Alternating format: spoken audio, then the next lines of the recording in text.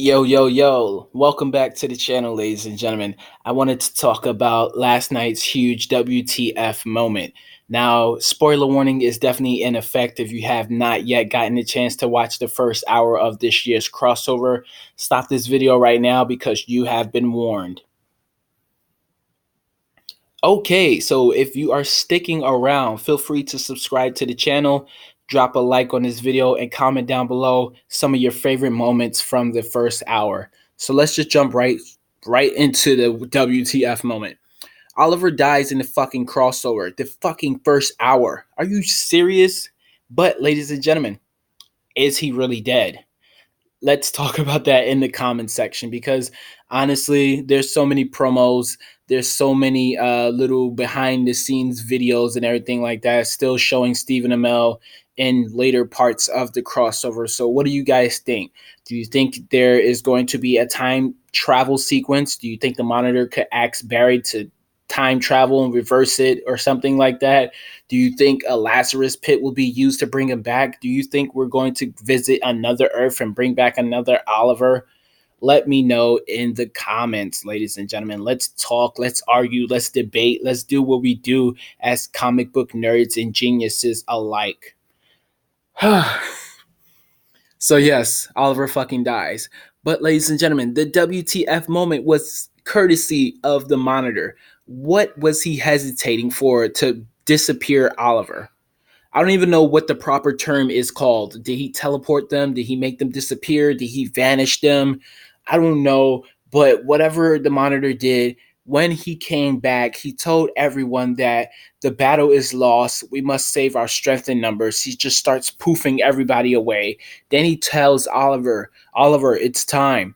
And then Oliver's like, is the planet, is the entire planet evacuated yet? And then the Monitor's like, not entirely. And then Oliver's like, then it's not time, and he's being the hero in the moment, which was incredible. I love this moment. And as I told everyone, this is kind of like Avengers Endgame, but for DCTV.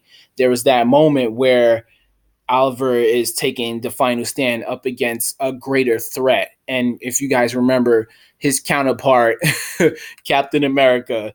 Now, Captain America obviously is juiced up on that super serum that he has, injected inside of him.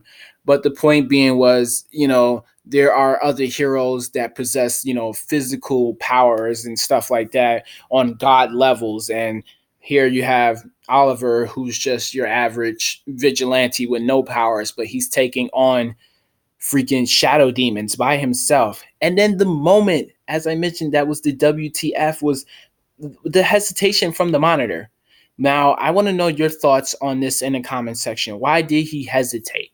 Now, if you asked me, and a couple of you guys have already asked me, I think he hesitated because he was letting the moments play out the way they're supposed to play out. If you guys remember last year in Elseworlds crossover, the Monitor tells Oliver that he dies fighting in the crossover. So basically, this is that moment being, relived or whatever. You know what I'm saying? This is that moment being played out.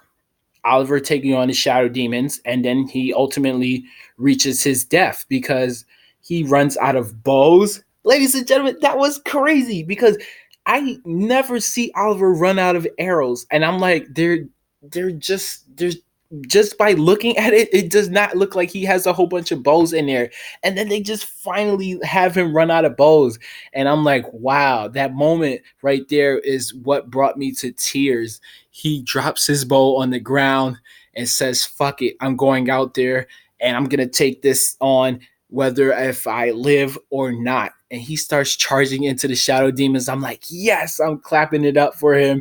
And then he's getting his ass handed to him, thrown around all these jagged edge rocks and stuff. So all of that stuff could have been basically breaking his bones and everything like that.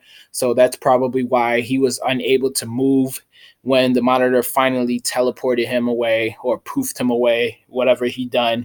He was able to finally do it after he took on so much damage. Speaking of damage, really, Monitor, you took an arrow to the chest and almost got hurt from it? But if you guys remember, everybody was trying to lay a finger on him and they couldn't touch him.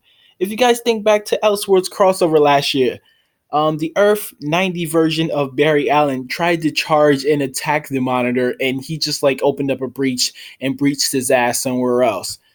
Hence the meaning he wasn't able to touch him or lay a finger on him. Even Oliver himself even tried to attack the Monitor, and he was unsuccessful in doing that. Supergirl was just about to attack the Monitor, and she was not going to be successful in doing that either. Um, it's just crazy how they went from not being able to touch him to now an arrow shoots him in the chest and disrupts his teleportation. Like, really, bro? More and more WTF moments, but all of these moments make the show unique. It makes you want to get intrigued about watching the next episode because you want to know exactly what's going to happen. If that arrow touched him, could he possibly die?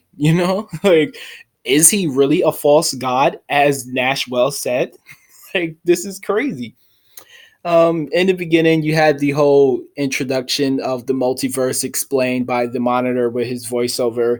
You had your cameo scenes from the Titans, and that was an official confirmation that they're on Earth 9, but they are connected to the Arrowverse now since, they're featured in this year's crossover. This is something that they have never done in the whole CW and the Arrowverse existence, and that was connecting the movie universes and the streaming platforms to the Arrowverse. So that was pretty cool. When I said movie verses, you obviously seen older versions of Robin from the 60s series that was on. There was also a Michael Keaton film that came out. And there was other versions of other characters. So many cameo appearances are going to be happening throughout this year's crossover. So I'm super pumped up for it. But the main one that you guys obviously noticed in the beginning was the Titans and the older version of Robin walking the dog and doing that iconic catchphrase, and then the skies turned red. So there was the whole cinematic feel to it that just made me jump up and down in the air. I was clapping and everything like that, throwing papers across the floor. My sister was just looking at me like, what the hell is going on with him? And I'm like, this is what I do. You know what I'm saying? Like, this is what I love right here. This is it. Now I can watch Marvel on TV as well, but shows that come on for Marvel don't make me get super pumped up and super excited as I did for just this first hour of the crossover. You know what I'm saying? But hopefully this year for Marvel, things will, step it up a little bit since they're connecting the universes with the movies. So that'll be cool.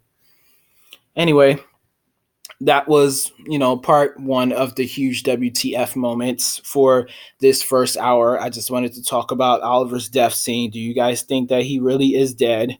And why did the Monitor freaking hesitate? I just want to know all of your thoughts down in the comments. Don't forget to subscribe, hit that thumbs up button. And guys, I will catch you all in the next video. As always, peace out and enjoy your days, folks. Talking on a person. Enjoy your day, folks.